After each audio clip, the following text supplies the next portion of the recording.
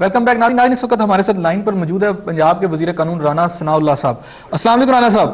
جی وعلیکم السلام۔ اچھا رانا صاحب، یہ بتائیے گا اس وقت ہم پورے پاکستان پر اگر نظر دوڑائیں تو ہمیں نظر آتا ہے کہ مذہبی انتہا پسندی کے ساتھ ساتھ اس وقت جو کراچی کی صورتحال ہے، بلوچستان کی صورتحال ہے، ایسے لگتا ہے کہ معاشرے کے ہر شعبے کے اندر ہمیں شدت پسندی بڑھتی چلی جا رہی ہے، لوگوں کے اندر جو قوت برداشت ہے وہ کم ہوتی جا رہی ہے۔ کیا کہیں ایسا تو نہیں ہے چونکہ پولیٹیکل جو کمپوزیشن ہے، پولیٹیکل جو سسٹم ہے وہ چونکہ ڈیلیور نہیں کر پا رہا، اس لیے تمام جگہوں پر یہ انتہا پسندی بڑھ رہی ہے؟ نہیں، یہ بالکل غلط پرسپشن ہے۔ اس کی وجہ یہ ہے کہ آپ کی جو سوسائٹی ہے اس میں تو اس قسم کی جو ہے وہ شدت پسندی نہیں پائی جا رہی۔ آپ کا عام آدمی جو ہے وہ اس قسم کی شدت پسندی میں قطعی طور پہ ملوث نہیں ہے، بلکہ اس کو برا سمجھتا ہے۔ یہ جو مذہبی شدت پسندی ہے یا کراچی کے جو حالات ہیں، یہ ایک یعنی مخصوص جو پس منظر ہے، بیک گراؤنڈ ہے، اس میں آپ کو دیکھنا ہوں گے۔ کراچی جو ہے یہ ضیاء الحق کے زمانے میں جب ایک تنظیم لسانی بنیادوں کے اوپر جو ہے اسے بنایا گیا یا وہ بنی، اور ان لوگوں نے پھر کراچی کے اوپر جو ہے وہ اپنا قبضہ آہستہ آہستہ اپنا تسلط قائم کیا، اور ان کا شروع سے جو ہے جو ان کا اینگل ہے وہ پتہ خوری اور یعنی وائلنس ہے۔ اور آپ کو پتہ ہے کہ ایک زمانے میں بوری بند لاشوں کا ملنا وہ بھی تو ایک قسم کی ٹارگٹ کلنگ تھی نا۔ اب وہاں پہ ہوا یہ ہے کہ ان لوگوں کو ایک دوسری فورس نے، اور اس نے بھی لسانی بنیادوں کے اوپر جو ہے ان کو چیلنج کیا ہے، اور وہ ہیں یعنی پختون۔ اب ان کی بھی تعداد جو ہے وہاں کراچی میں کافی ہو گئی۔ تو اب جب ان دونوں پھر قوتوں کے درمیان جو ہے وہ یہ اس قسم کی محاذرائی کا ماحول پیدا ہوا ہے، تو اس کے نتیجے میں یہ ٹارگٹ کلنگ جو ہے وہاں پہ ہو رہی ہے۔ اس میں پھر ڈرگ مافیا بھی ملوث ہے، اس میں پھر قبضہ مافیا بھی ملوث ہے۔ اچھا رانا صاحب، اگر ہم یہ بات جو دونوں کمیونٹیز جو دونوں طرف سے لوگ ملوث ہیں، ان میں ان کی اگر آپ تعداد دیکھیں تو وہ زیادہ تر جو ہے یہی دونوں گروپ جو ہیں وہ ہیں۔ اچھا رانا صاحب، اگر ہم یہ دیکھیں کہ جیسے آپ کہہ رہے ہیں کہ جی یہ جماعتیں کچھ سیاسی جماعتیں ہیں اس میں ملوث ہیں، لیکن اگر ہم وہاں پر ایم کے ایم لے لیں، پاکستان پیپلز پارٹی لے لیں، جو ہے یہ سیاسی جماعتوں کی آڑ ضرور لے رہے ہیں، لیکن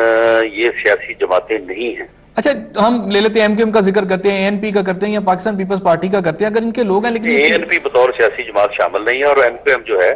یہ تو سیاسی جماعت ہے ہی نہیں۔ اچھا چلیں، بہرحال جتنے بھی لوگوں پر یہ الزام دیا جاتا ہے جن جماعتوں کے اوپر، ان کے جو قائدین ہیں وہ تسلیم کرنے کو تیار نہیں ہے کہ ان کی صفوں میں وہ لوگ موجود ہیں اور وہ یہ کر رہے ہیں، وہ یہ کہتے ہیں کہ کوئی اور ہاتھ ہے۔ حالانکہ میاں محمد نواز شریف صاحب نے بھی ایک دن قبل کہا کہ میں جانتا ہوں کہ کراچی کے واقعات میں کون سا ہاتھ ملوث ہے، کون لوگ ہیں، تو وہ کیوں نہیں بتا دیتے کہ کون لوگ ملوث ہیں؟ اور پھر دوسری بات یہ کہ حکومت کیوں ناکام ہے ان لوگوں کو اریسٹ کرنے میں، کیوں نہیں ان کے خلاف ایک بھرپور ایکشن کر پا رہی؟ میرا خیال ہے کہ حکومت کو کیونکہ سندھ میں یہ کولیشن پارٹنر ہے جو ایم کیو ایم کی یعنی لسانی کہہ لیں یا جس طرح بھی کہہ لیں آپ، یہ لوگ ان کے ساتھ کولیشن میں ہیں وہاں سندھ میں، اور جو اے این پی ہے وہ سرحد میں ہے، تو یقیناً جو پختون کمیونٹی ہے اس کا تھوڑا بہت اے این پی کے ساتھ تعلق، اور جو دوسری کمیونٹی ہے اس کا ایم کیو ایم کے ساتھ تعلق، تو اس وجہ سے حکومت جو ہے کوئی ڈراسٹک اور افیکٹو سٹیپس اب تک نہیں اٹھا پا رہی۔ لیکن اس کا حل اس کے سوا اور کوئی نہیں ہے کہ حکومت جو ہے وہ پوری اپنی ریٹ سے جو ہے یہ کارروائی کرے، اور اگر یہ کارروائی ہو تو بالکل اس کے اوپر قابو پایا جا سکتا ہے۔ یہ کوئی اتنی جو ہے وہ ایسی صورت نہیں ہے کہ اس کے اوپر حکومت جو ہے وہ اگر چاہے یا اس کے اوپر پوری طرح سے اسرٹ کرے تو قابو نہ، یعنی حکومت اگر حکومتی ول ہوگی تو پھر ہو جائے گا؟ بالکل ہو جائے گا۔ اچھا رانا صاحب، یہ بتائیے گا، میں صرف یہ جاننا چاہ رہا ہوں کہ اگر یہ جو ہماری مذہبی انتہا پسندی ہے، کیا اس کی ذمہ دار جو ہیں ہماری مذہبی جماعتیں نہیں ہیں؟ دیکھیں، اس پہ مذہبی انتہا پسندی جو ہے اس کی ذمہ داری تو بہرحال پھر جو ہے وہ مذہبی جماعتوں پہ عائد ہوگی، لیکن یہ جو مذہبی انتہا پسندی ہے، اگر آپ اسے لیں دہشت گردی کے حوالے سے، تو اس کی جو شروعات اور اس کی جو بنیاد ہے وہ تو جہاد افغانستان سے، اور پھر اس کے بعد 9/11 کے بعد آپ جب فرنٹ لائی اسٹیٹ بنے امریکہ کی اور انڈیا جو ہے وہ اس طرف جاتے ہیں کہ کس طرح سے مذہب کے قریب لوگوں کو یا مدارس کو یا ان لوگوں کو کس طرح سے جو ہے آپ ملیٹنسی کی طرف لے کے آئے. تو اس میں تو بہرحال اس میں جو ہے اس وقت کی حکومتوں کا بھی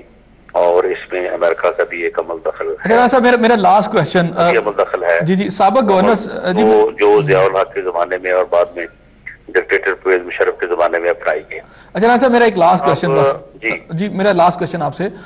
رانا جو سابق گورنر تھے پنجاب کے سلمان تسیر صاحب وہ بھی یہ الزام لگاتے رہے پنجاب گورنمنٹ کے کچھ وزراء خاص طور پر آپ کی طرف اشارہ کرتے تھے کہ جی مذہبی جو کلعدم تنظیمیں ان کی طرف ان کے آپ کے تعلقات ہیں یہ پنجاب گورنمنٹ کا جو رائٹس کی طرف جو رجحان ہے بہت زیادہ ہے اس کی وجہ سے یہاں پنجاب کے اندر کوئی مذہبی انتہا پسندی یا شدت پسندی اس میں اضافہ ہوا. کس حد تک یہ جو تھے تاثرات جو تھے سابق گورنر کے یا ان کے جو لوگ آج بھی یہ بات کرتے ہیں یہ ٹھیک تھے؟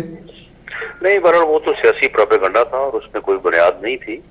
اور ان کی ان چیزوں کا ہم جو ہے وہ تسلی بخش جواب بھی جو ہے وہ دیتے رہے. اور اگر پنجاب گورنمنٹ یا PMLN جو ہے ان لوگوں کے ساتھ کوئی یعنی تعلق ہو یا سافٹنس ہو تو پھر کیا وہ ہمیں ہی ہر وقت نشانہ بنائیں, ہمارے اوپر ہی ہر وقت جو ہے وہ خود کچھ حملے کریں. یہ بات جو ہے خود اس بات کی دلیل ہے کہ یہ صرف ایک